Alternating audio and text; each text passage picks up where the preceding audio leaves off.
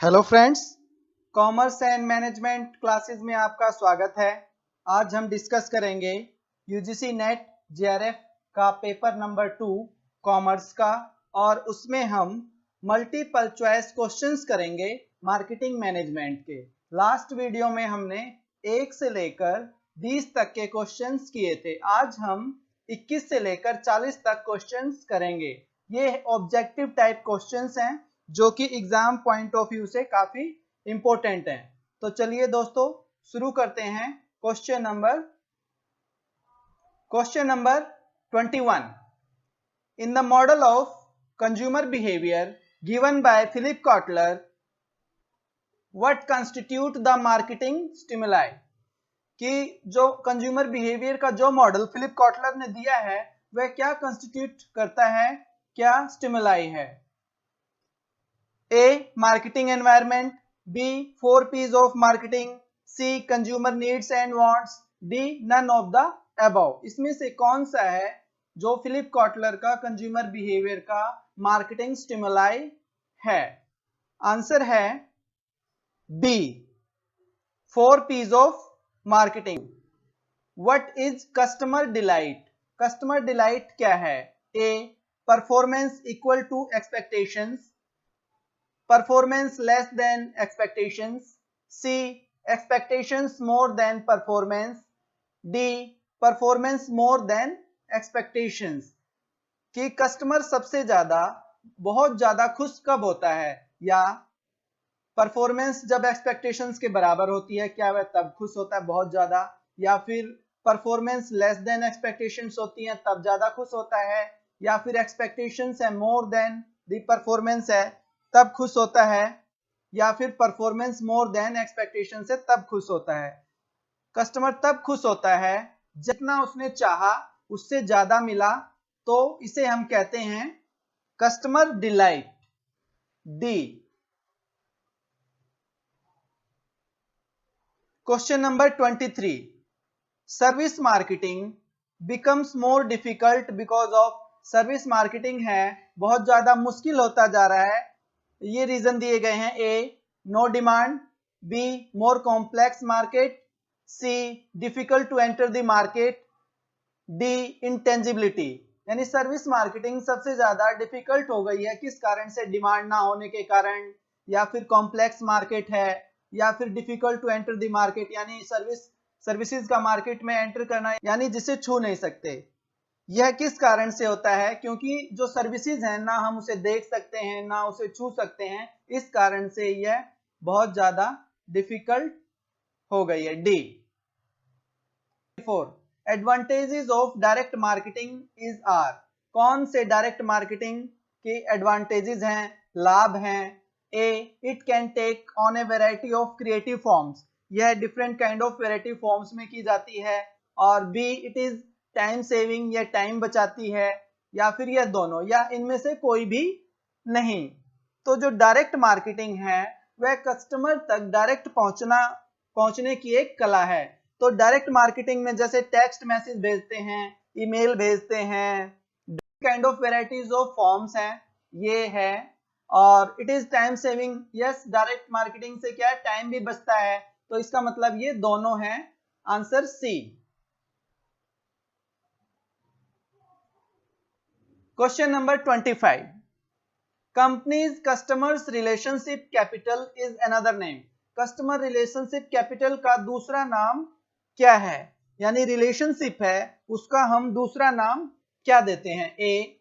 Satisfied customer, संतुष्ट customer, या dissatisfied customer, असंतुष्ट कस्टमर, या फिर कस्टमर रिटेंशन यानी ग्राहक कर रखना अपने बिजनेस पर्पज के लिए। Next is customer conversion. तो ये सारा क्या है, इनमें से कौन सा कस्टमर रिलेशनशिप का कैपिटल का दूसरा नाम है। आंसर है A. Satisfied customer. Satisfied customer क्या है, कस्टमर रिलेशनशिप कैपिटल का दूसरा नाम है। Question number 26। Zero defects in manufacturing किसे कहते हैं। Is readily available in all areas, B. is relevant goal only in electronic assembly, C. is the goal of total quality management. D. It is unobtainable and misleading ideas. तो zero defects in manufacturing क्या है? Zero defects manufacturing का मतलब होता है reducing the error in manufacturing, यानी manufacturing में errors को रिड्यूस करना. एंड सी. और टोटल क्वालिटी मैनेजमेंट का क्या ऑब्जेक्टिव है? The objective of total quality management is reducing the error in manufacturing. Manufacturing में एरर्स को रिमूव करना, कम करना, और एम इसका है कि सभी पार्टीज को इन्वॉल्व किया जाए प्रोडक्शन प्रोसेस में, ताकि वह अकाउंटेबल हो for the overall quality of the final product, ताकि वो फाइनल प्रोडक्ट के लिए ओवरऑल रिस्पॉन्सिबल हो. इस तरीके से आंसर है हमारा सी. Question number 27. स्टेटमेंट दी है 1 and 2. First statement, service marketing में be used to market a service और प्रोडक्ट. सेकंड स्टेटमेंट है the organised and systematic development of the service sector does not create employment opportunity. तो इसमें से हमें यह बताना है कि पहली स्टेटमेंट सत्य है या दूसरी स्टेटमेंट सत्य है, या दोनों सत्य हैं, या दोनों कोई भी सत्य नहीं है. इनमें से ये देखना है. तो चलिए देखते हैं. सर्विस मार्केटिंग में be used to market a service product. यह सर्विस मार्केटिंग क्या है? हाँ, सर्विस मार्केटिंग क्या है? सर्विसेज को या प्रोडक्ट को मार्केट करने के लिए ही किया जाता है. ठीक है. Second, the organised and systematic development of the service sector does not create employment opportunity. क्या ऐसा है कि ऑर्गेनाइज्ड और सिस्टमैटिक डेवलपमेंट जो है सर्विस सेक्टर का, वह एम्प्लॉयमेंट अपॉर्चुनिटी क्रिएट नहीं करता? क्या ऐसा है? नहीं, ऐसा नहीं है. इसका मतलब ये स्टेटमेंट गलत है, यानी आंसर है हमारा A. Question number 28. Which of the following is not a major aspect of digital marketing.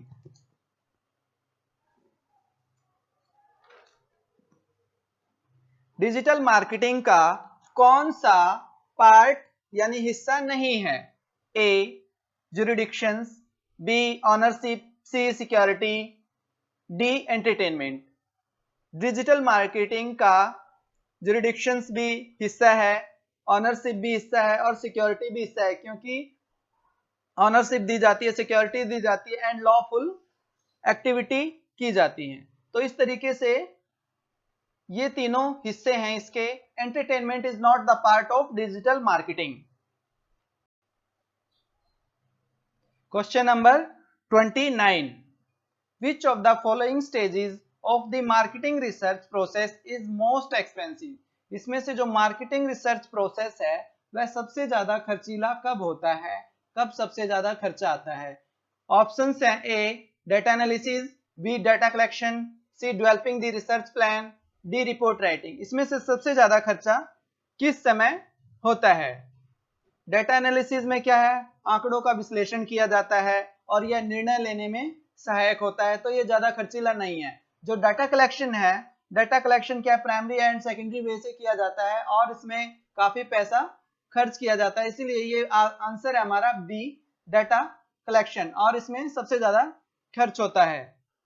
और developing the research plan, it is the short document है, ये शॉर्ट डॉक्यूमेंट है. And report writing, after the analysis report writing की जाती है.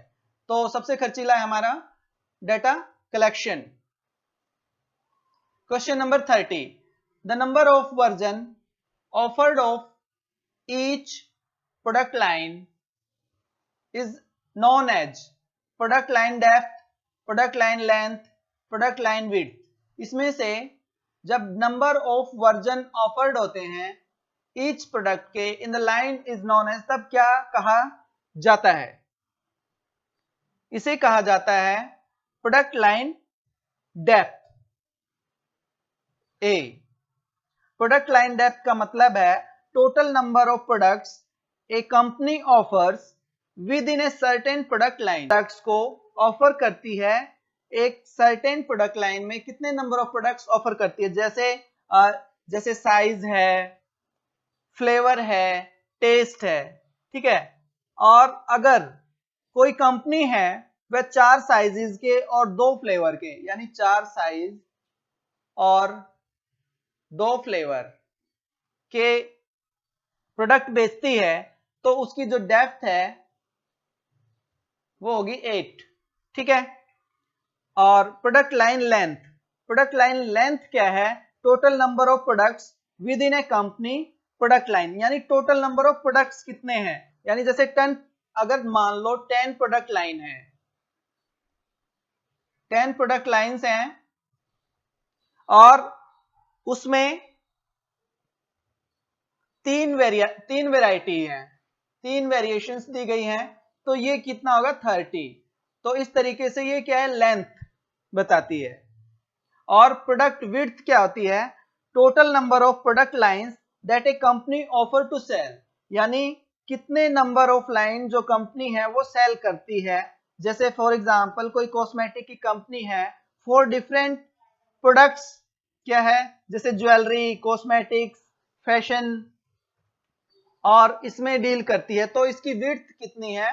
4। इस तरीके से जो हमारा आंसर है ये हमारा है पहला A, product line depth. Question number 31, slow skimming is feasible. Slow skimming कब पॉसिबल होती है? A, market is aware of the product, B, market size is limited, C, customers are ready to pay a higher price for the product. जो customer है वो high price पे करने के लिए खुश होता है, या फिर d, all of the above. Slow skimming क्या है? स्लो स्कीमिंग का मतलब होता है high price and low promotion. ठीक है। इट मींस जो आंसर है, customers are ready to pay a higher price for the product, यानी हाई प्राइस और लो प्रमोशन का इसका पर्पस होता है, इसका मेन पर्पस होता है कि to recover gross profit as possible and low promotion keep expenses low. ठीक है। तो इसमें क्या है? एक्सपेंसेस क्या है? लो रहती हैं। तो ये स्लो स्कीमिंग का पर्पस है।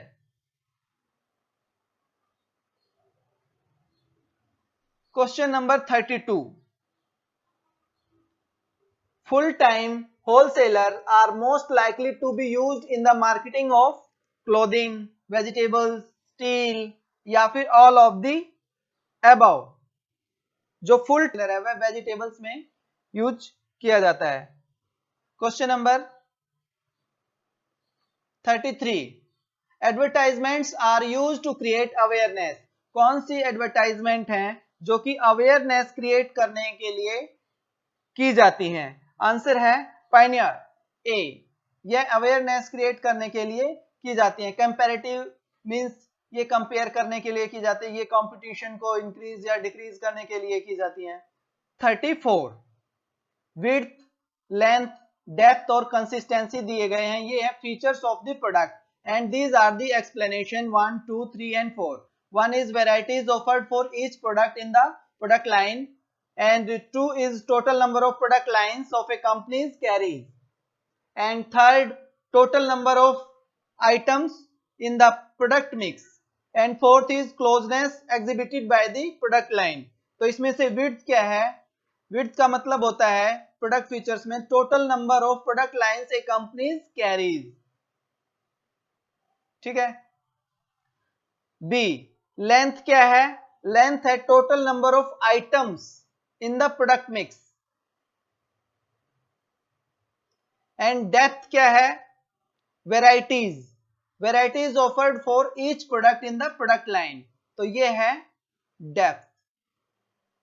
And consistency is the closeness exhibited by the product lines।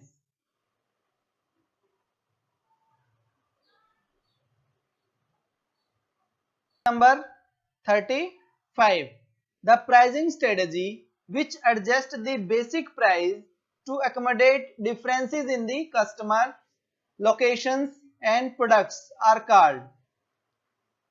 ऐसी स्ट्रेटजी, प्राइसिंग स्ट्रेटजी जो कि एडजस्ट करती है the basic price to accommodate accommodate करने के लिए डिफरेंट जो डिफरेंसेस हैं कस्टमर्स में, लोकेशंस में एंड प्रोडक्ट्स में, उसे क्या कहा जाता है?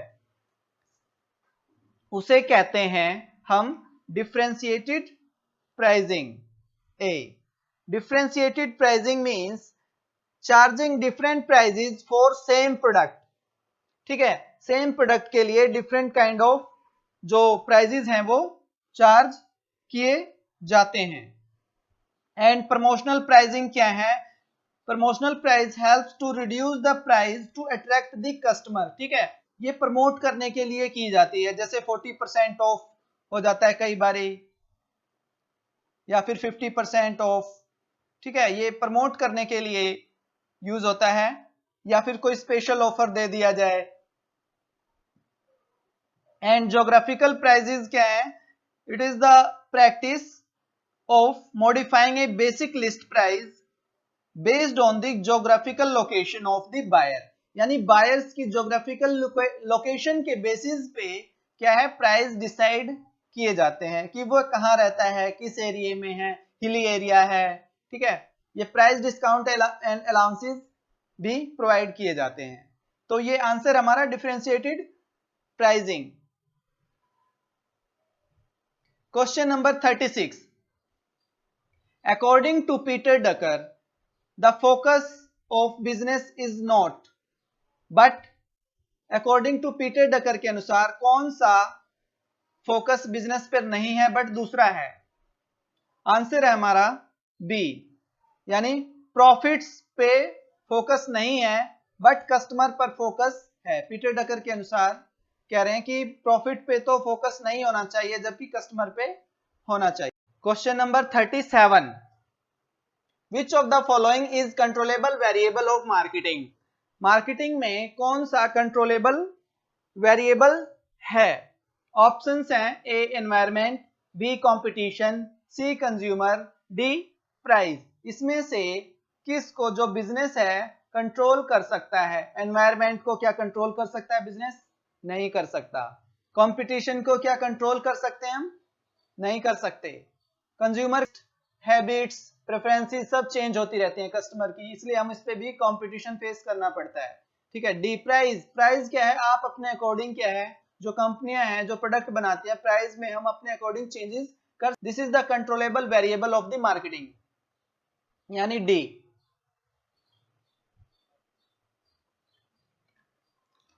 Question number 38, which of the following channels of distribution is correct?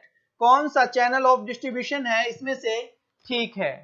A manufacturers से फिर एजेंट को, एजेंट से होलसेलर को, होलसेलर से रिटेल को और कंज्यूमर्स को, इस तरीके से जो प्रोडक्ट्स हैं वो जाते हैं। फिर है B manufacturers, agents, retailers, consumers, या फिर C both A and B. क्या ये दोनों हैं? हाँ, यस, जो डिस्ट्रीब्यूशन है ये दोनों करेक्ट हैं, यानी C. Question number 39, the strategy of introducing a product with high price is called. जो इंट्रोडक्शन, अगर कोई स्ट्रेटजी ऐसी है जिसमें हम हाई प्राइस इंट्रोड्यूस करें तो उसे हम क्या कहते हैं? आंसर है हमारा skimming strategy, B skimming strategy. और स्कीमिंग स्ट्रेटजी का मतलब होता है market sets high price initially and lower later, यानी शुरू में हाई प्राइस डिसाइड किया जाता है और आफ्टर दैट उसके बाद उस प्राइस को कम किया जाता है। ठीक है, धीरे धीरे, इसको बोलते हैं हम स्कीमिंग स्ट्रेटजी। पेनिट्रेशन स्ट्रेटजी क्या होती है? Focusing on selling your existing products और services into your existing market to gain higher market share, यानी हायर मार्केट शेयर गेन करने के लिए पेनिट्रेशन स्ट्रेटजी अपनाई जाती है। ठीक है, एंड पुल स्ट्रेटजी क्या है? It involves motivating customers to seek out your brand in an active process, यानी getting the customer to come to you, यानी कस्टमर को अपने पास बुलाना, खींचना, pull strategy. For example advertising और सेल्स प्रमोशन की जो टेक्निक है ये पुल स्ट्रेटजी का पार्ट है। एंड पुश स्ट्रेटजी क्या है? This is the promotional strategy taking the product directly to the customers and ensuring that customer is aware of your brand at the point of purchase. यानी at the point of purchase पर जो customer है वो आपकी brand को जानता है, यानी पुश करना, प्रमोट करना, ठीक है. But answer is skimming strategy. Question number 40. Traditional marketing focused on, while the today markets must focus on fill in the blanks as the end the result of a successful marketing strategy. कि traditional market किस पे focus करता था और आज की market किस पे फोकस करती है. तो ये है, पहले जो ट्रेडिशनल मार्केटिंग थी वह ट्रांजैक्शंस पर फोकस किया जाता था, ठीक है, कि लेन देन है, पैसे का लेन देन और प्रोडक्ट्स का, सर्विसेज का, ठीक है. अब क्या है, रिलेशनशिप में बिलीव किया जाता है. ये कहा जाता है कि जो कस्टमर है वही मेन है, कस्टमर इज किंग है, ठीक है. इसलिए क्या है, अब रिलेशनशिप पे ज्यादा फोकस किया जा रहा है कि अगर रिलेशनशिप अच्छी है तो हमारी जो प्रोडक्ट है अपने आप ही बिकेंगे और हमारी जो ब्रांड लॉयल्टी है वो बढ़ती रहेगी. इसलिए आंसर हमारा ए. तो फ्रेंड्स, इस वीडियो में इतना ही, 40 क्वेश्चंस. अब नेक्स्ट वीडियो में नेक्स्ट पार्ट करेंगे. तब तक आप इस वीडियो को लाइक करें, चैनल को सब्सक्राइब करें. Thank you.